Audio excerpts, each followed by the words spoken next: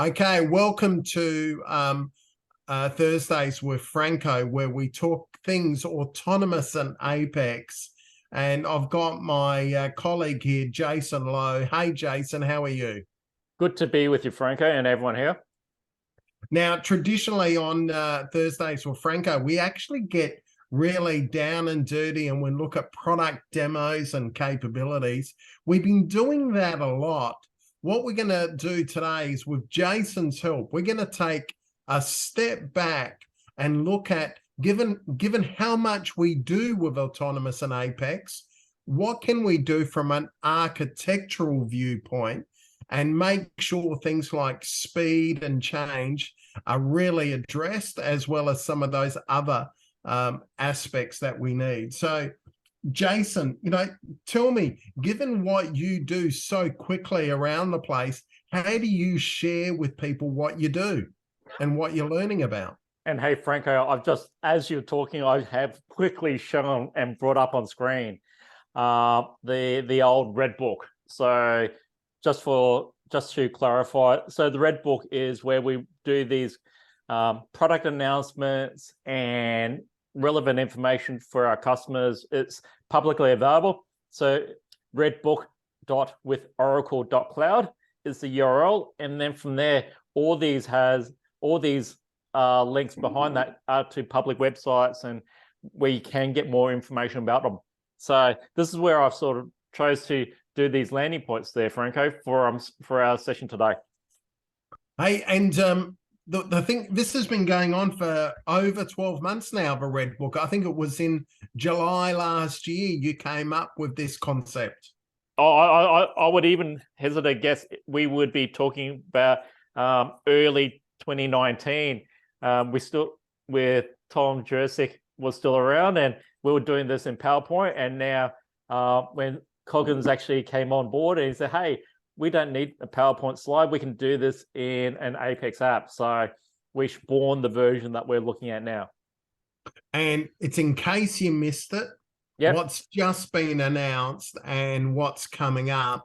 And I have to say a big thank you to both yourself, Jason Lowe, Stuart Coggins, and Karthik. And we've got a couple other things that have taken birth from that, called the Black Books, which is probably a conversation for another day. Yeah, so we'll definitely get Karthik involved for that one. So, so tell me, what can you show me here that's got that architecture type viewpoint? Yeah, so as part of the session today, I'll put a couple of the links that I've been talking about today into the Red Book. So the first one that I want to look at is actually the managing e-business suite in a multi-tenancy. So let me just bring that up in a new browser. Before I go into the details of what the reference architecture looks like, because I'm not necessarily going to pick it apart and talk about an eBiz implementation, let me just take it back a step and bring up the architecture center itself. So for those that aren't aware, this is a great resource that we've got, where this is something that I like to walk through with customers, with our partners. And even when I get a question from internally or externally, how can you do something? I typically go here to say, okay, as a starting point, if I don't have it in my kit bag, then I definitely start here. Because if you look at it here, we've got over 200 reference architectures, almost 200 solution playbooks, which we'll go through a little bit later. And also, this is not just about Oracle people coming in and say, okay, this is how we would do it. Some of these are actually customer inspired. So here's a whole list. Here's a list of different, what we call built-in deployed, which are videos and also architectures that our customers have done and have submitted as part of the reference architecture, as part of the architecture center. But then there's other ones which are reference architectures and solution playbooks as well, which they say, hey, it'd be good to actually have one that fits this use case, and then it gets built out and positioned up here in terms of the architecture center. Great. So if I go back a little bit and back to the eBiz reference architecture. So this is from reference architecture itself, we're actually looking at from the capability of what we need for that application or for that solution, and how does that fit into OCI. So if we look at this more from a stack perspective, we're seeing this more from that, okay, here's the solution. What's the best way to deploy eBiz around this multi-tenancy approach? So from here, you'll see diagrams around how different components get laid out. So here, this is actually using the eBusiness Suite Cloud Manager. So you'll see a bit of the stack around bits of that. Then you'll actually see in here the eBiz stack itself in the database. And then here's a second tenancy here where they've replicated that such that you can actually manage everything, multiple eBusiness Suite environments across multiple tenancies, and even across multiple regions. So quite a complex reference architecture that we've looked at here, but we are seeing that customers are needing this kind of level of detail. So it describes what different things are and different recommendations a little bit further down. So different things to consider. So design considerations is pretty much where I would put that and what our recommendations would be. The one thing that I do like about this is this diagram, right? So a diagram tells more than 1,000 words, and it's really something that we put into our documents, into our presentations, and a lot of communication. So what we've done here within this reference architecture, if you find this download button, then you can actually download this as there's two forms of this. It turns out, and let me just open that up. So what we've got in here, we've actually got this as two different versions. We got a SVG file and a draw.io. One thing I've done in this presentation is I've actually been able to take that SVG. Now, if you got PowerPoint, let's say a later version, I think I've got 2019 at home. If you got Office 365, you can import the SVG file such that you can come in here and start modifying the diagram. That's great. So this turns into different PowerPoint or drawing objects that you can now not just treat as a diagram or as a picture that you grab from the website. You can start manipulating this for your architecture that you're needing to design. Yeah. So that reference architecture is not just a document. This is actually part of the way that you can build out your reference architecture.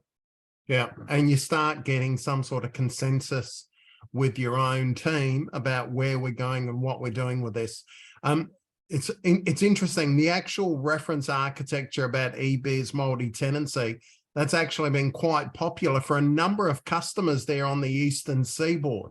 So this is not just something that's theoretical, but has been of high use and benefit. Yeah. So I'm going back to the old days where we've had that maximum availability architecture and the enterprise deployment guys, where even as a consultant, when I was in Oracle Consulting, I was using those guys to drive through all the different steps around what the design should be and how it should be deployed, and then drive that back into best practice principles to say, okay, these are the reasons why you need to do this. Yeah. So we're taking that to the next step with this. Now, this is a reference architecture around a particular use case. Yeah. What happened, like how does this architecture center help me if I'm thinking about something like DevOps or something like machine learning or, some sort of technology trend that I'd like to get across? Can it help me there? Yeah, so where my head goes with when you're talking about those kind of things, I start talking about those solution playbooks. So as I said, we've got almost 200 here where a playbook itself is very much that from that design down to execution. All right. So here we've got things around CI/CD architecture. We've got things around different standby architectures and doing DR as a solution playbook. The one that I linked here within the Red Book is doing stuff up here in Queensland. Healthcare is something that I'm passionate about. So that's the one that I chose just for today. So this one here is one of those solution playbooks where you get that diagram again. But if we explore a little bit further and go explore more, under the different use cases, this is where we start talking about how do we actually execute? How do we actually build this out?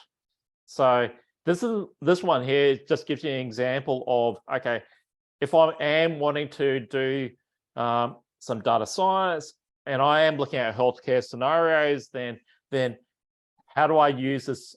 I can use this solution playbook. Now, similar to the reference architecture, the document's great, but how can I actually use it? Great that I can do these copies, but how can it go one step further? So a lot of the ones that we've got here have this automation available tag on it. What that means is that you can take there's some code that we've got either on GitHub or something that you can just do. Let me just do it. You can just click that deploy to Oracle Cloud button. And what it will do is create me this, will give me access to what we call this resource manager stack. So I'll just review, accept the terms and go next. So what this is actually providing me is that runtime environment where I can build out the infrastructure. In this case, it's data science cloud and all the relevant bits in place around networking, security groups, and all that. It's already provided the access for me to do these, to provision that. Now, I'm not going to apply it, but I will create the stack. So what this is now, if I hit apply, what that will do is give me all the data science cloud resources and set that up such that I can now go back in here. I've already got that up and going. All I need to do now is actually, so I've provisioned, that will do the provisioning, but then I can now go in and take those sample notebooks and actually put that into Data Science Cloud and then keep going from there. So it really gives that is really quick cool. start. So we're talking about doing validating things. You're probably what, 15, 20 minutes? Yeah. What traditionally would have taken maybe a week or two to understand, and someone would probably get it wrong 3 or 4 times. Yep. Whereas we can actually stand up a working display home, specifically in this instance around healthcare machine learning. But you said there was like close to 200 different solution playbooks that we can set to work and then start to take a walk around using these Terraform and resource manager approaches. If you don't like it, then tear it down. But if you do like it, keep going with it. Yeah. So the great thing with the stacks now, the stacks themselves are a great starting point. And then there's a couple of different ways that you could actually start modifying this for your use case. So within the OCI console now, we've actually have a code editor as part of the OCI console where you can, if you are, let's say, Terraform literate, you can go in and modify the stack, re-upload that as part of the resource manager, and then reapply it. So you can make your own changes as part of that. The other one that I like in terms of that is actually using OKit. So this is actually me from one of my existing tenancies that I've got access to, that we use part of the demo. And the way that I do that, I'm actually querying the tenancy. Yeah. And then it brings that all back. You're kidding me. Yeah. No, I'm not So, kidding you. so what you're highlighting is, we could actually start to kick off a couple of different experiences in the Oracle Cloud tenancy here, Yeah. whether it's ground up, maybe putting in some autonomous, putting in some Kafka, some compute VMs, or I could have taken the approach of using a solution playbook, making a few modifications, etc. And then I'm going, I think I've got something that is valuable. I want to share it with other people, or I actually want to repeat this experience in another tenancy. This OKit capability will enable me to query my tenancy and bring it into this diagram form and then terraform it back out. Yep. So from here, if I do make any changes, I can export it into a native Terraform package or project. I could actually do that and connect that back into Resource Manager to create a new stack.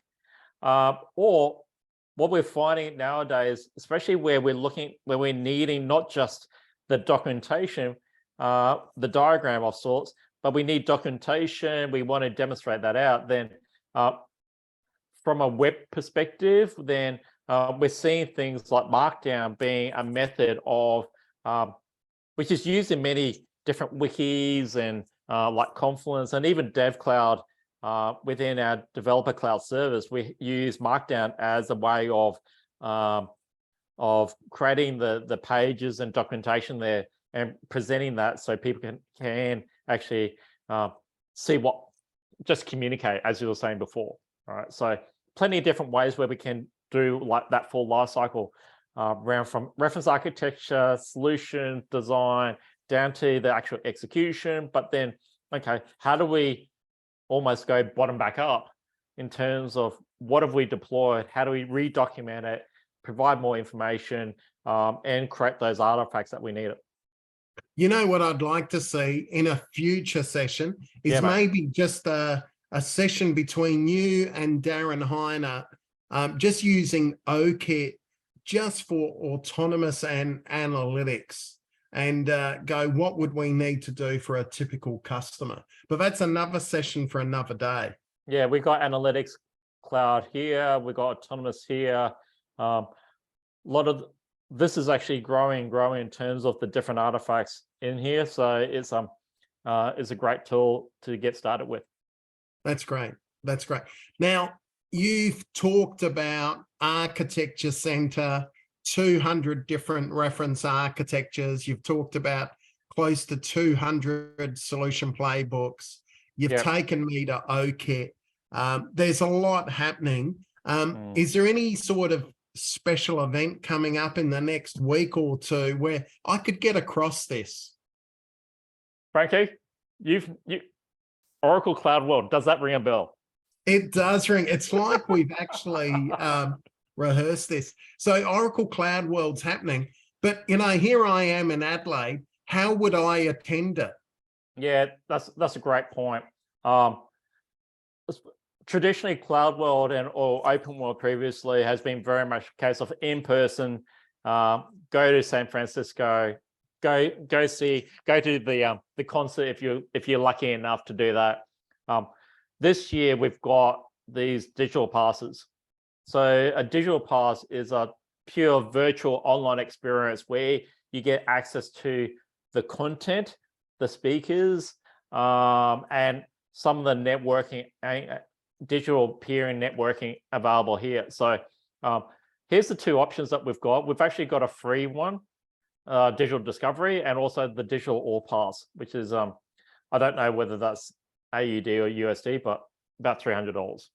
So and here's a different view in terms of what you get in terms of the different digital experiences as well as the in-person. So Franco, you made mention before in terms of how much content could one person take. Yeah, so it's a really good point. And if I, like I'm one of those people, when you look at what's around the place, you go, oh, what do I need to do to get the big pass, the VIP pass? But when I think about the free pass, it's called the Digital Discovery Pass. You get access to the 4 main stage keynotes, and you know that that's where all the coolest of the cool demos will be in those. Then there's 25 solution keynotes, so 25 plus 4 is 29. So there's at least 20, let's say 29 hours worth of content there. And then there's an additional 9 on-demand sessions. So 29 plus 9 is 35. And then, so no one's correcting me, 29 plus 9 is 38. So there's you're talking about of the order of 40 hours worth of content. So I would actually say, the Digital Discovery Pass will probably satisfy most of us. And there's probably going to be other bits and pieces and aspects of content which we should be able to access post the event. So I'd be encouraging everybody on this session today, do yourself a favor and click on the Digital Discovery Pass and click on that. And if you actually go to the Oracle channel, there's this thing called Oracle TV that will also have some additional content as well. So yeah, so I'm one for just short, sharp pieces of summarized views of things. So I'm going to be using the digital TV quite often, but I'm very keen to actually understand and dive myself into the digital peer networking to see what that's all about, just to see how we can stay a bit more connected and understand who's in the broader global community that we've got. Yeah, and I'm probably going to have my own welcome reception just in my room here. I'll maybe toast some mushrooms and maybe get a Chardonnay or something like that, and welcome myself to the Cloud World event. So I'm sure, and there's a Cloud World party. I'll probably put some special music on. And then have the odd conference meals and use my wireless network. So I think I'll recreate my own Cloud World with a bunch of people via, and we might see what happens that week of Thursdays with Franco. We might see if we can get some people at Cloud World on here and get them to share, what's happening. Yeah, so it'll be it's not too far away. So if we go back to the main page on Cloud World, then the first day this is US time, so October 17 to 20 So for us, it'd be in the morning into the 18th, 19th, and 2021. Excellent. Okay, we might wrap it up there. Is there anything else, Jason, before we wrap it up and open up for Q&A? Mate, it's always a pleasure, and there's things there that I think that I definitely use day to day. So definitely want to make sure that people are aware that those resources are available. Excellent session. Google Oracle Architecture Center. Don't forget about redbook.withoracle.cloud. We've heard about architectures, reference architectures, solution playbooks, and that beautiful little entry into OKit, and then finishing off with Cloud World. Thank you for your time today, Jason. Thanks, Franco. Thanks.